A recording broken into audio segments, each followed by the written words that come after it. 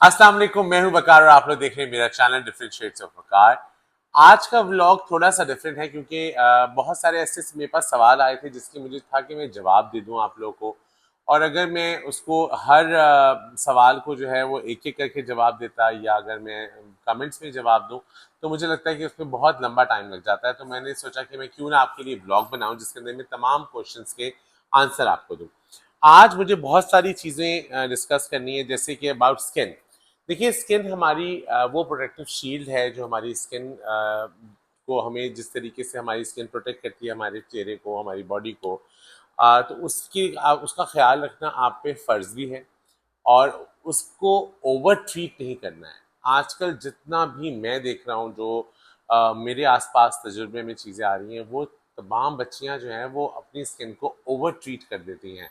अपनी स्किन को जाने बगैर, समझे बगैर उसको उसके ऊपर जो इश्तिहार नज़र आ रहा है, जो यूट्यूब पे मिल रहा है, जो इंस्टाग्राम पे मिल रहा है, वो अपने चेहरे पे लगाती हैं, जिसकी वजह से आपके चेहरे पे काफ़ी सारे डिज़ास्टर हो जाते हैं, जिसके अंदर आप पिगमेंटेशन है, पिंपल्स है, डिस्कलरेशन है, ऐसी बहुत सारी चीज़ें हैं जिसका आप लोग सामना करते हैं।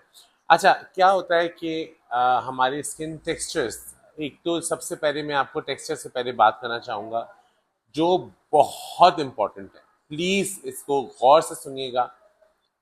अगर ये चंद लोगों तक भी मेरी बात पहुँच गई ना तो मेरी इस वीडियो का मकसद पूरा हो जाएगा। ये किसी ने डिसाइड नहीं किया कि बहुत गोरा रंग होगा तो आप खूबसूरत लगेंगे। अगर आपका गंदमी रंग है या सांवला रंग है तो आप खूबसूरत नहीं है। ये कहीं नहीं लिखा, ये पूरी दुनिया में कहीं नहीं माना जाता सिवाय पाकिस्तान के या जो हमारे एशियन कंट्रीज हैं वहां पर ज्यादा इस चीज को देखा जाता है। लेकिन अदरवाइज आप सोचे ना, अल्लाह ताला ने सबको खूबसूरत बनाया है, हर इंसान की खूबसूरती अलग है। कुछ लोग ऐसे होते हैं जो देखने में बहुत आप लोग के हिसाब से एवरेज लग रहे होते हैं या हम लोग के हिसाब से बहुत एवरेज लग रहे होते हैं, लेकिन उनकी कोई ऐसी बात जो उनको तमाम लोगों से जुदा कर रही होती है, थोड़ा सा उनको हाईलाइट कर रही होती है, चाहे उनके बोलने का अंदाज, उनके उनकी आंखें, कोई भी ऐसी चीज जो आपको लगता है कि यार ये तो वैसे तो बड़े एवरेज से थे लेकिन अट्रैक्शन है इसके अंदर। इसकी बहुत सारी मिसालें हमारे पास मौजूद हैं, बहुत सारी मिसालें। हम अगर एक्टर्स में देखें तो इंटरनेशनल एक्टर्स और हमारे अपने एक्टर्स भी बहुत सारे ऐसे हैं जो बहुत खूबसूरत नहीं हैं, मगर उनका एक करिश्मा है, उनकी एक पर्सनालिटी है, उनका एक अंदाज है जो लोगों को पसंद आता है।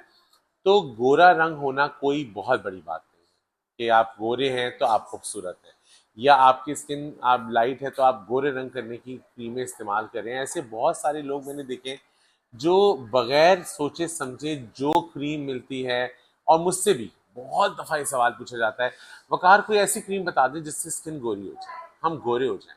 देखिए, दुनिया में, पूरी दुनिया में कोई ऐसी क्रीम ईजाद नहीं है जो आपको इतना गोरा कर दे, रादर देन कि आप इंजेक्शन लगवाएं, आप ट्रीटमेंट्स करवाइए। लेकिन मुझे लगता है कि अपने मेलिन को चेंज कराने की ज़रूरत है नहीं। आपकी जो अपनी स्किन है, अगर उसको आप बेहतर रखेंगे, अच्छा रखेंगे, तो आप वैसे ही खूबसूरत रहेंगे। आपकी स्किन को शाइन करना चाहिए, आपकी स्किन को हेल्दी लगना चाहिए, ये ज़्यादा इंपॉर्टेंट है। आपने देखा होगा बहुत सारे ऐसे लोग हैं जो कुछ फॉर्मूला क्रीम्स यूज़ करते हैं जिनकी इतना हिस्सा तो गोरा हो चुका होता है क्योंकि वो आपकी पूरी एपिडर्मिस उतर चुकी होती है, आपके ऊपर की स्किन की लेयर उतर चुकी होती है और आपकी स्किन एक्सट्रीम सेंसिटिव हो जाती है, जिसकी वजह से आपको तिल, दाग, धब्बे, पिगमेंटेशन और कभी कभी खुदा न खास्ता कैंसर का भी सामना करना पड़ता है। तो कोई ऐसी चीज़ें ना लगाइए जो आपको पता ही ना हो कि उसके अंदर इंग्रेडिएंट्स क्या हैं। बाज़ दफ़ा ऐसा होता है, एक बेनाम डब्बों के अंदर क्रीम बिक रही होती है और आपको वो कहा जाता है कि गोरा रंग करने की क्रीम है, इससे लगा लें, और आप लगा लेते हैं और उससे आपके साथ बहुत सारे ऐसे लोग हैं जिनको स्किन का कैंसर तक हुआ है। मैं आपको एक एग्जांपल देता हूँ। मेरे एक अचानक से मुझे एक मेरी क्लाइंट ने फ़ोन किया लाहौर पंजाब से कि आपकी जो क्रीम बिक रही है ना वो आप प्लीज़ हमें भी दे दें। मैंने कहा मेरी तो कोई क्रीम बिक ही नहीं रही, ना मैं कभी कोई क्रीम की प्रोडक्शन ही नहीं की आज तक, तो ये क्रीम कैसे बिक रही है। फिर हमारी टीम ने उसके ऊपर पूरा रिसर्च किया, तो पता चला कोई खातून मेरे नाम से मेरे शक्ल पे का स्टिकर लगा के उसको वकार के नाम से वो क्रीम बेच रही थी। और जब हमने उनको पकड़ा और उनसे बात की तो उन्होंने कहा कि भाई क्या हमें कमाने देना, हम लोग गरीब हैं, इतना तो हमें हक है। आप किसी का नाम इस्तेमाल करके गोरे रंग करने वाली क्रीमें कैसे बेच सकते हैं? ये गुनाह है, ये जुर्म है। और खैर हमने उनके लिए उनके खिलाफ कुछ कार्रवाई नहीं की, उनको हमने जाने दिया, लेकिन हमने उनको ये कहा कि नेक्स्ट टाइम अगर ऐसा हुआ तो हम आप पे कानूनी कार्रवाई करेंगे। लेकिन गोरे रंग करने की क्रीमों के मैं तो सख्त खिलाफ हूँ। आप लोग बगैर सोचे समझे उसको यूज ना कीजिए। सो इस बात ये बात तय है कि गोरा रंग खूबसूरती की निशानी नहीं है। हर इंसान अपनी जगह खूबसूरत है। अल्लाह ताला ने हर इंसान को खूबसूरत बनाया है।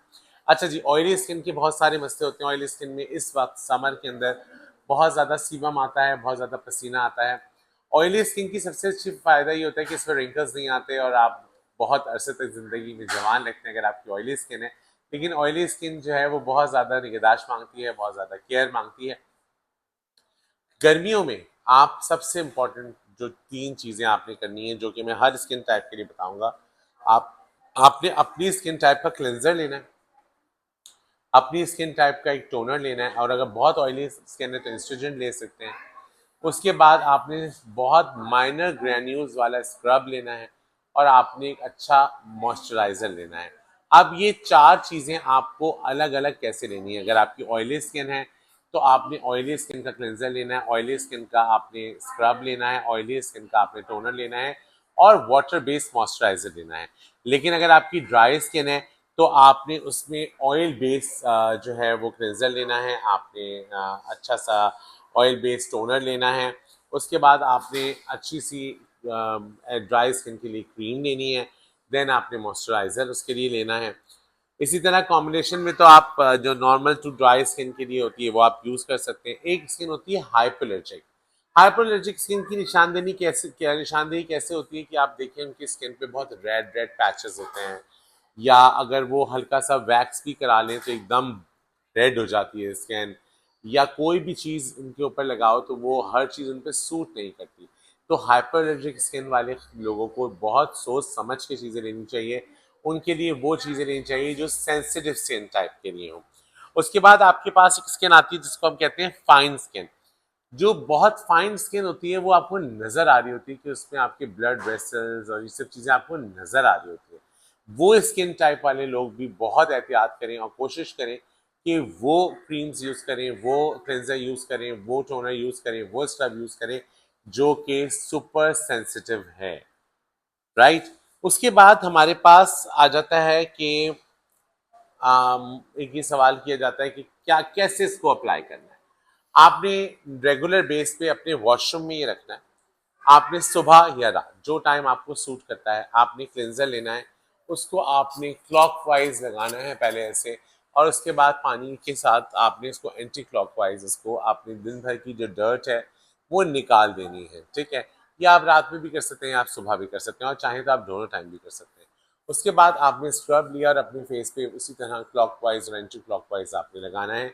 उसके बाद आपने फेस वॉश करके आपने बाहर आ जाना है, नहा के बाहर आ जाना है। Then you can apply like toner. आप स्प्रे फॉर्म में भी यूज़ कर सकते हैं, आप कॉटन से टैप भी कर सकते हैं।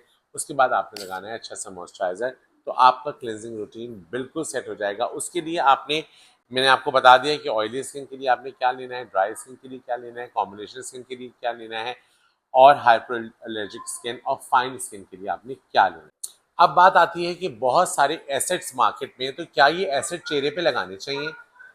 पहली बात तो ये कि एसिड्स को डायरेक्ट लगाना बहुत खतरनाक है। लेकिन अगर आप अपने किसी डॉक्टर से, अपने स्किन स्पेशलिस्ट से, अपने कॉस्मेटोलॉजिस्ट से पूछ के लगाते हैं तो इट्स फाइन। मैं ये नहीं कह रहा कि ये सीरम्स या ये जो एसिड्स हैं ये आपके लिए नुकसानदेह हैं। मैं सिर्फ आपको ये कह रहा हूँ कि ये बगैर आप कॉस्मेटोलॉजिस्ट के, डर्मेटोलॉजिस्ट के पूछे बगैर अपनी स्किन पे ना लगाएं। ऐसा नहीं है कि आपने कहीं इश्तिहार देखा और आपने दूसरे दिन अपने चेहरे पे लगा लिया। हो सकता है वो आपके स्किन के लिए ना हो। तो आपने सबसे पहले ये तमाम चीज़ें यूज़ करने से पहले आपने अपने डॉक्टर से मशवरा ज़रूर करना है। ये स्किन का मामला है और आप यकीन जानिए मैंने बहुत सारे ऐसे सीवियर केसेस भी देखे हैं जिनकी हाइपर एलर्जिक स्किन है और उन्होंने बिला वजह चीज़ें चेहरे पे लगाई हैं जिसकी वजह से उनको स्किन की बहुत हैवी डिजीज़ेज़ भी हो गई हैं। तो प्लीज़ इस बात से इज्तनाब क्या कीजिए कि आप बगैर सोचे समझे, बगैर ये जाने कि ये एसिड्स आपके फेस के लिए हैं कि नहीं हैं, ये सीरम्स आपके फेस के लिए हैं कि नहीं है। देखिए वो बहुत अच्छी कंपनी के भी हों या नॉर्मल कंपनी के भी हों, लेकिन अगर वो आपकी स्किन के लिए नहीं है तो नहीं है। जैसे कि मैं आपको एग्जांपल देता हूँ कि अगर आपने एक ऐसी फाउंडेशन जो कि ऑयली स्किन के लिए बनी है और आपने उसको ड्राई स्किन पे लगा दी तो आपको वो प्रॉब्लम होगी, वो और ड्राई कर देगी आपकी स्किन को। लेकिन अगर आपने कोई ड्राई स्किन वाली स्किन की जो फाउंडेशन है वो आपने ऑयली स्किन पे लगा दी तो वो आपके स्किन को और मॉइस्चराइज कर देगी और ज़्यादा, वो चाहे वो बहुत हाई एंड प्रोडक्ट क्यों ना हो, लेकिन वो आपके स्किन के लिए नहीं है। तो प्लीज़ सबसे पहले अपने आप को एजुकेट कीजिए अबाउट योर स्किन, कि आपकी स्किन टाइप क्या है, आपको क्या प्रोडक्ट यूज़ करनी है, किस तरह यूज़ करनी है और कितनी यूज़ करनी है, ये भी आपको पता होना चाहिए। बाज़ दफ़ा ऐसा होता है कि कोई क्रीम आप उसको बहुत कंटिन्यूसली बहुत अरसे तक लगा रहे होते हैं जो कि आपकी स्किन को बहुत फाइन कर देती है। कुछ ऐसे स्किन में स्टीरॉइड्स होते हैं जो आपकी स्किन को और भी नुकसान देते हैं। तो बराए मेहरबानी कोई चीज़ बुरी नहीं है। मैं ये नहीं कहता कि ये क्रीम बुरी है या ये सीरम बुरे हैं, ये सब चीज़ें ठीक हैं, इसलिए ये बनाई गई हैं क्योंकि इस पे प्रॉपर रिसर्च होती है। लेकिन आपको ये जानना ज़रूरी है कि आपकी स्किन के लिए क्या चीज़ ज़रूरी है। उसके लिए आपको अपने डॉक्टर से, अपने कॉस्मेटोलॉजिस्ट से कंसल्ट करना बहुत ज़रूरी है। उसके बाद बात आती है हमारे पास कि फाउंडेशन। देखिए गर्मियाँ हैं, गर्मियों में बहुत ज़्यादा फाउंडेशन लगाने से इज्तनाब कीजिए। सिर्फ अपनी जो है अगर आपके डार्क सर्कल्स हैं या डिस्कलरेशन है तो उसको कंसीलर के थ्रू कवर कीजिए। कंसीलर का इस्तेमाल ज़्यादा कीजिए क्योंकि कंसीलर की क्वालिटी होती है कि वो बहुत फाइन होता है, जल्दी ड्राई हो जाता है और आपको कवरेज ज़्यादा देता है। तो आप कंसीलर से अपनी जो है डिस्कलरेशन को कवर कीजिए। उसके बाद बहुत ज़्यादा फाउंडेशन ना लगाइए, जितनी कम फाउंडेशन लगाएंगे उतनी देर तक स्टे करेगी और आपका मेकअप देर तक अच्छा लगेगा। बहुत ज़्यादा शिमर्स, बहुत ज़्यादा ऑयल और specially for the oily skin बहुत ज़्यादा शिमर, बहुत ज़्यादा ऑयल और बहुत ज़्यादा चीज़ें अपने चेहरे पे ना लगाएं कि ऐसा ना हो कि आपकी स्किन का जो अपना ऑयल जब निकलेगा तो वो आपका फेस सुपर शाइनी लगने लगे, जो कि बुरा लगे। हाईलाइटिंग जो है वो हाईलाइट एरियाज पे अच्छी लगती है, पूरे चेहरे पे अच्छी नहीं लगती। उसके बाद हम आते हैं हेयर पे कि इस वक्त गर्मियों में, हम समर की बात कर रहे हैं, गर्मियों में हेयर में बहुत सीबम हो जाता है। सीबम क्या होता है, जब आप देखते हैं कि आपने आज शैम्पू किया और आपका सर बहुत ऑयली हो गया, तो अगर आपके बाल, आपकी स्कैल्प ऑयली है, आपकी स्किन ऑयली है, तो जब आप कंडीशनर लगाएं तो उसको डाइल्यूटेड फॉर्म में लगाइए, यानी कि एक कप के अंदर आप कंडीशनर डालिए, उसको थोड़ा सा पानी से डाइल्यूट कीजिए और फिर एंड्स पे लगाइए। बहुत ज़्यादा स्कैल्प पे लगाने की ज़रूरत नहीं है। और अगर आपकी ड्राई स्किन है तो आप अच्छे से पूरे पे मास्क अपने पूरे हेयर पे अप्लाई कर सकते हैं क्योंकि ड्राई स्किन के ऊपर सीबम का मसला कम होता है, जबकि ऑयली स्किन पे सीबम बहुत ज़्यादा हो जाता है। उसके बाद सिर, बाज़ दफ़ा ऐसा होता है लोग कहते हैं कि हम सीरम अप्लाई करते हैं तो हमारे बाल ग्रीसी हो जाते हैं, क्योंकि आप सीरम को बहुत ज़्यादा मिकदार में अप्लाई कर रहे हैं। सीरम को अपने हाथ में लीजिए, उसको अच्छे से मल्टीप्लाई कीजिए और फिर अपने बालों में आप लगाएंगे तो उससे आपका सीरम का मकसद भी पूरा हो जाएगा और बहुत ज़्यादा ग्रीसी भी नहीं होंगे आपके बाल। उसके बाद आपको जो सबसे ज़्यादा प्रॉब्लम्स लोग फेस कर रहे हैं वो ये होता है कि गर्मी के अंदर जो है वो हमारी फाउंडेशंस पे बहुत ज़्यादा क्रैक्स आ जाते हैं अगर हम बहुत ज़्यादा पाउडर लगाएं। बहुत ज़्यादा अगर हम स्किन के ऊपर बहुत फाउंडेशन लगाएं तो हमारा मेकअप ख़राब लगने लगता है। तो इसके लिए बेहतरीन चीज़ ये है कि अपनी स्किन को अच्छा रखें, जो कि मैं बार बार आपको कहता हूँ कि फाउंडेशन बेस आपकी अच्छी होगी, आपकी स्किन क्वालिटी अच्छी होगी तो आप पे फाउंडेशन भी कम से कम लगेगा, डिस्कलरेशन भी कम से कम होगी, आपको कवरेज भी कम से कम करनी पड़ेगी और आपका मेकअप देर तक स्टे करेगा। लेकिन अगर आपके कोई डार्क सर्कल्स हैं, डिस्कलरेशन है, तो उस पर बहुत कंसीलर लगा के थोड़ी देर छोड़ दीजिए, उसको अपना काम करने दीजिए, उसके बाद उसको ब्लेंड कीजिए और पूरे फेस पे बहुत ज़्यादा लेयर ऑफ फाउंडेशन और पाउडर लगाने की ज़रूरत नहीं है। जितना कम लगाएंगे फाउंडेशन उतनी देर तक स्टे करेगी।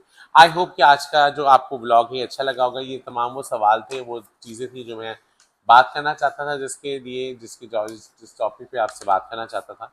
और भी ऐसे बहुत सारे सवाल हैं जिसके हम आगे आगे जो हमारे ब्लॉग्स होंगे उसके हम कवर करेंगे। लेकिन जाते जाते एक छोटी सी बात जो कि आजकल मैंने ये सोचा है कि मैं अपने ब्लॉग में वो चीज़ें जो मैं फील करता हूँ तो मैं आप लोगों से ज़रूर बात करूँ, शायद मेरे दिल की बात किसी तक पहुँचे और शायद उसको फ़ायदा हो सके। और क्योंकि देखिए हम लोग इसी तरीके से, हमें ये प्लेटफॉर्म के थ्रू ही हम बहुत सारी चीज़ें कर सकते हैं। हम वी आर वेरी लकी कि हमारे लिए ये प्लेटफॉर्म है जिसमें हम बात कर सकते हैं और लोगों तक अपनी बात पहुंचा सकते हैं। देखिए हमारी ज़िंदगी में रिश्ते जो है ना वो बहुत इंपॉर्टेंट होते हैं, चाहे वो खून के रिश्ते हों या दोस्ती एहसास के रिश्ते हों।